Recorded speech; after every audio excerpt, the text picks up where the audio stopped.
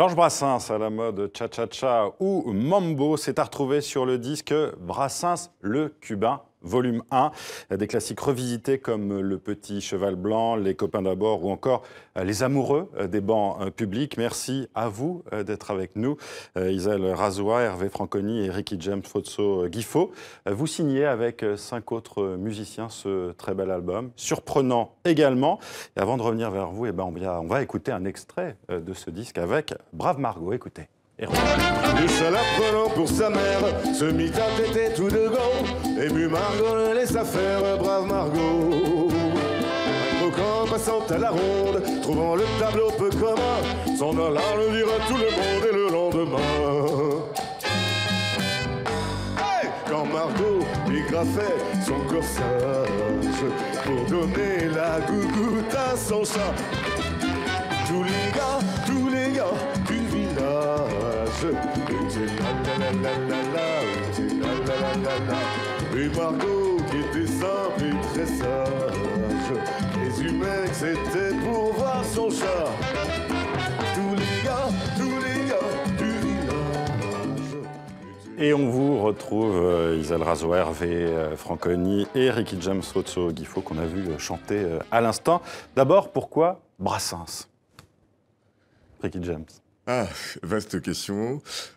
Pour connaître le projet de mes amis, sa jeunesse, parce que pour partager cette expérience, il a fallu partager de l'histoire.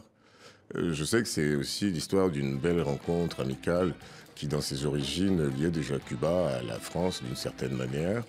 Brassens arrive accidentellement parce que je crois que sur leur parcours, plusieurs sollicitations les ont amenés à penser à un jour faire quelque chose en français. J'irai pas jusque dans les détails, mais je dirais Brassens parce que c'est une grande part de l'explication de ce qu'est la France d'un point de vue profond, et c'est une invitation à amener cette France-là conquérir sa partie cubaine. Mais pourquoi justement Brassens à la sauce cubaine? Isel Razoua. Disons, en fait, j'ai découvert la chanson française. Vous êtes cubain, hein? Oui, je suis cubain. J'ai découvert la chanson française, la richesse des textes de Brassens. Et avec Hervé, comme on travaille depuis longtemps la musique cubaine, finalement, on a mis en place l'idée de la France et Cuba d'une façon arrangée, plus ou moins, de façon que les gens ils se retrouvent dans leurs chansons, dans leurs textes et dans la musique cubaine. La musique actuelle d'aujourd'hui à Cuba, des styles Buenavista Social Club, une musique claire, sans compliquer la partie musicale, pour que les gens ils puissent se trouver toujours avec le texte de la chanson, qui est toujours la priorité pour moi dans la chanson, évidemment, française.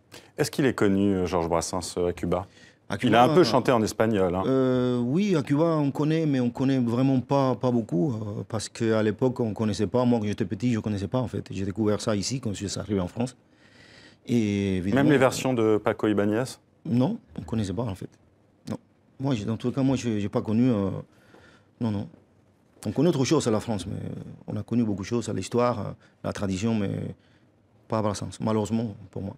Alors, est-ce que les textes et les musiques de Brassens se prêtent bien au rythme cubain? Je me tourne vers vous, Hervé Franconi. Vous avez fait les partitions, hein? Oui, ça, vous avez adapté. Avec Isel, on a travaillé sur l'adaptation des textes. Et curieusement, oui, ça s'y prête vraiment bien. Enfin, c'était pas évident au départ, quand on a commencé, mais on avait vraiment voulu partir du principe que c'est d'imaginer Brassens à Cuba. C'est-à-dire qu'à Cuba, il existe aussi une tradition de chansons à texte. La trova, de chanteurs avec une guitare, de poésie, de poèmes chantés. Et vraiment, on s'est posé la question, on s'est dit, tiens, si Georges Brassens avait été à Cuba, qu'est-ce que ça aurait pu donner? Ces mélodies, ces textes sur des rythmes cubains. Et donc l'idée, c'est que chaque chanson, on essaie vraiment de trouver le rythme, dans la diversité de tous les rythmes qui composent la musique cubaine, de vraiment trouver le rythme qui est le plus adapté au texte. C'est vraiment, enfin, pour ma part, je pense que c'est vraiment le travail de départ le plus difficile. Alors certains disent que Brassens vaut surtout pour ses textes, moins pour ses mélodies. Pourtant, quand on écoute ce que vous avez fait, justement, c'est extrêmement mélodieux. Et vous êtes parti de la base des partitions de Brassens. Exactement, on a essayé de... voyons, peut-être une ou deux exceptions près, on n'a absolument pas touché les mélodies. On a un petit peu bougé les rythmes quand même, parce qu'il y a beaucoup de 3/4 dans la musique de Brassens, dans la musique cubaine, le 3/4, il y en a quand même moins, donc on a été obligé de changer quelque chose. Mais on a essayé de faire en sorte d'être le plus fidèle aux mélodies, et les textes, évidemment, on les a pas touchés du tout. Et c'est vrai que le mélange fonctionne plutôt bien. On n'en était pas convaincus au départ, je crois. Avec Ixelles, on s'est quand même... On a eu des doutes par moments, on s'est dit, mais comment est-ce que les gens vont recevoir ça? Qu'est-ce que ça va... Et justement, quel a été l'accueil? Ça fait quelques mois que l'album est sorti. Plutôt bon, dans l'ensemble, mais c'est vrai qu'on n'en était pas convaincus. Les puristes de Brassens, justement, ils sont tatillons. Oui, c'est ça, parce que les gens, ils connaissent bien, c'est leur musique, c'est leur tradition. Et moi, je me suis dit, bon, je ne sais pas ce que ça va donner, mais on a été vraiment... C'était un travail très méticuleux, on dit ça?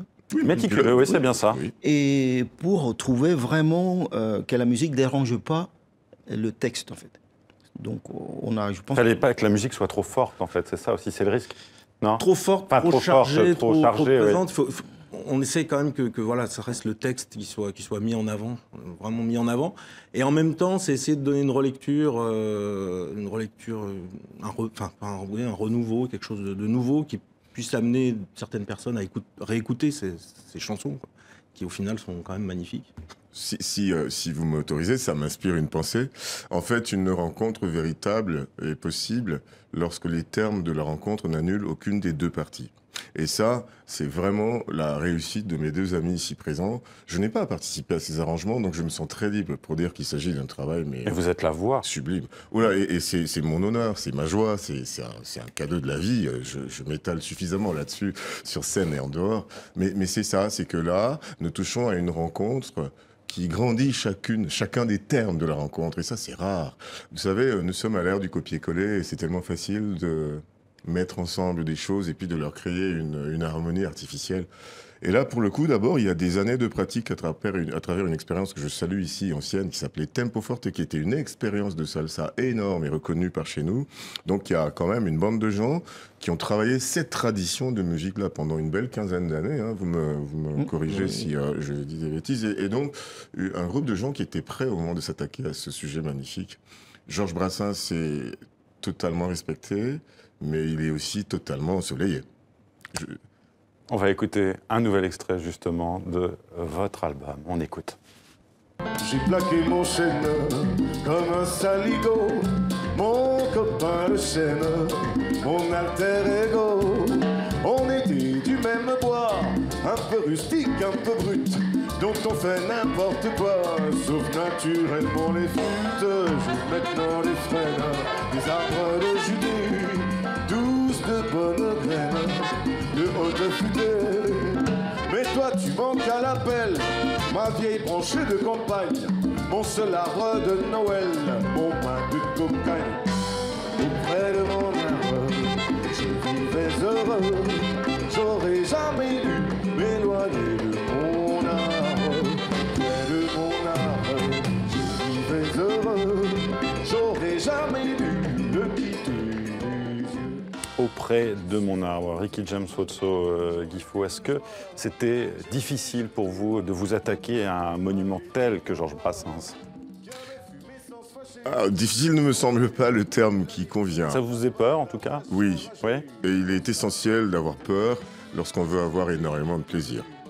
En tout cas, c'est la découverte que j'ai faite avec mes amis, c'est absolument essentiel. Je voudrais d'abord dire que la France ne serait pas ce qu'elle est à mes yeux et dans mon cœur si elle n'avait pas été le berceau d'un génie comme celui-là, qui a entre autres qualités et au-delà de la musique, d'être aussi peut-être ce que le pays a pu proposer de mieux comme rencontre entre le génie absolu et l'humilité absolue. Je crois que Georges Brassens est un modèle pour énormément d'artistes. Nous savons ce que cette langue lui doit et nous sommes ici dans la meilleure des ambassades pour en parler, c'est-à-dire que Georges Brassens est un artiste éminemment francophone. Il n'appartient presque plus à la France, il appartient à la communauté de ceux qui aiment profondément cette langue. Et donc ma partie là, sur la scène, consiste à défendre, sans jamais ressentir le besoin de le protéger, ce texte magnifique. Pour vous, au Cameroun, justement, quand vous étiez petit, vous connaissiez Brassens? J'ai la chance d'être le fils d'un papa qui pensait que c'était important de connaître Georges Brassens à partir de l'âge de 3 ans. Connaître est un grand mot, mais en fait, c'était une initiation, on instille des choses. Ça a été le cas aussi pour quelques artistes français, je pense à Aznavour aussi. Mon père est un 68ard africain qui est rentré en Afrique en 1968-69. Donc vous imaginez que Georges Brassens était au sommet de son art à cette époque-là. Et donc, il y a toute une génération qui a été vraiment traversée de plein fouet. Et donc, je dis que ce n'était pas de la connaissance à l'époque. La connaissance m'est venue avec la fréquentation de ces deux messieurs. Il faut dire que vous êtes venu aussi en France pour Claude Nougaro, m'a-t-on dit aussi, à Toulouse, c'est ça? Alors, oui, c'est une belle manière de présenter tout cela. Oui. Claude Nougaro aussi est identitaire sur mon parcours et sur celui de plein de gens. Mais je dois dire que, pour ma part, je considère que la langue française est une citoyenneté absolue, n'est-ce pas? C'est une entrée et un voisinage avec le concept que Georges Brassens élève au rang d'une espèce d'alchimie, quoi. Quand on aime la langue française, on aime Brassens, on aime son approche de la mélodie. Vous faisiez allusion tout à l'heure au fait que des gens un peu simples et rapides pensent que les textes sont magnifiques et que la musique est un peu déficiente, indigente. C'est une erreur absolue, hein, vous êtes témoin. Ouais, tout à fait. Ah oui, Franconi l'a rappelé. Ouais. C'est un boulot énorme. Et cette humilité a pu lui porter préjudice aux yeux des gens qui sont légers. C'est aussi les raisons de son succès également, cette humilité. Bien entendu. Alors, vous allez être en concert bientôt à Villeurbanne, hein, à l'espace Tonquin. Après, vous aurez d'autres dates, évidemment. Est-ce qu'on peut imaginer que vous irez à Cuba, par exemple? Ça serait, oui, ça serait avec plaisir. Vous avez gagné un prix là-bas, je crois. Hein. Actuellement, on a gagné un prix avec cet album, le prix international des musiques cubaines, avec un texte pas en espagnol. Et pour moi, en fait, que je suis cubain et que j'habite là-bas, c'est une reconnaissance assez importante parce que, imaginez, je suis arrivé en France, je viens de Cuba, je fais un travail avec la musique ici, qu'on apporte un disque, on a travaillé avec des musiciens d'ici. Donc, et il y a un prix à Cuba, la racine, en fait, de la musique cubaine, Cuba. Pour moi, c'est un grand plaisir et je pense que pour eux aussi. Alors, on va se quitter. Et avant de se quitter, je me tourne encore une fois vers vous, hein, Ricky Jem Fotsogifo. Est-ce que vous nous feriez l'honneur de nous chanter un peu de Brassens sur ce plateau? Jadis au lieu du jardin que voici, c'était la zone et tout ce qui s'ensuit. Des masures, des taudis insolites, des ruines pas romaines pour un sou. Quant à la faune habitant là-dessous, c'était la fine fleur, c'était l'élite. Merci beaucoup. Merci à vous. Merci. Merci à vous trois d'être venus. Je rappelle donc que votre disque, Brassens, le Cubain, volume 1, on attend bien sûr d'autres volumes, est donc sorti. On peut le télécharger, on peut l'acheter également. Merci à vous d'être venus. Vous serez donc à Villeurbanne le 2 mars prochain et on vous souhaite donc le meilleur. Nous sommes aujourd'hui le 31 décembre pour cette nouvelle année 2018. Merci à vous d'être venus. Un grand merci. Plaisir de rencontre.